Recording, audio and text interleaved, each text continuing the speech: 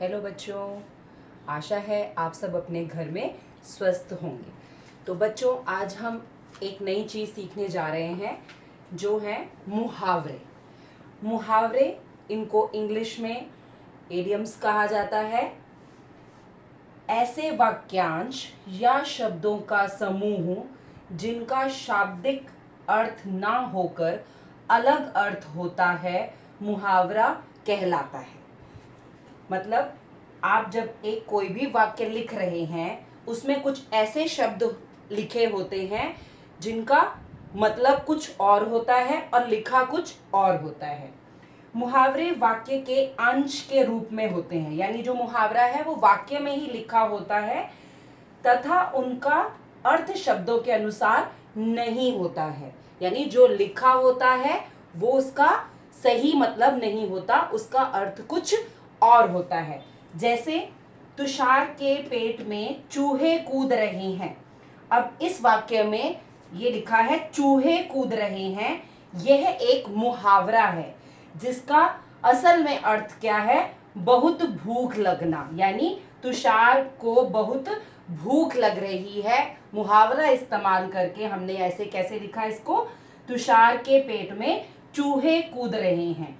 अगर हम इसको हमें ना पता हो कि ये मुहावरा है तो हम क्या सोचेंगे? तुषार के पेट में असली वाले जो चूहे हैं वो अंदर जंपिंग पंपिंग कर रहे हैं। इसका ये मतलब नहीं है। दूसरा है पापा झूठी बात सुनकर लाल पीले हो गए। अब ये फिर से एक मुहावरा है, लाल पीले हो गए। लाल पीले हो गए, ऐसा तो नहीं ना पापा ने देखा आपकी कोई बात पकड़ ली और उनके मुंह का रंग कभी लाल हो रहा है, कभी उनके मुंह का रंग पीला हो रहा है? नहीं, यह एक मुहावरा है। इसे लिखने का मतलब यह है कि गुस्सा होना।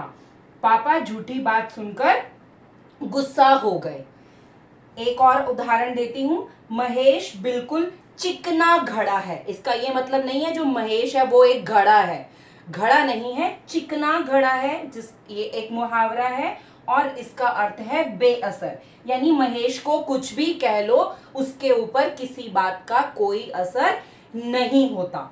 तो बच्चों, ये चूहे कूद रहे हैं, लाल पीला हो गए, चिकना घड़ा, ये सब जो है ये मुहावरे हैं। यह वाक्य के बीच में लिखे गए हैं, लेकिन इसको हम पढ़ के इसका यही अर्थ नहीं बनता, इसका अर्थ अलग होता है। तो इन्हीं को हम मुहावरे कहते हैं। यह केवल 3 उदाहरण हैं। गूगल क्लासरूम में जब हम ये टॉपिक करेंगे तो मैं आपको और बहुत सारे मुहावरे अर्थ सहित आपको बताऊंगी और उनके उदाहरण भी साथ में समझाऊंगी। तो मुहावरे क्या होते हैं, यह इस छोटी सी वीडियो से आपको समझ में आ गया होगा। धन्यवाद। अपना ध्यान रखें, घर में रहें।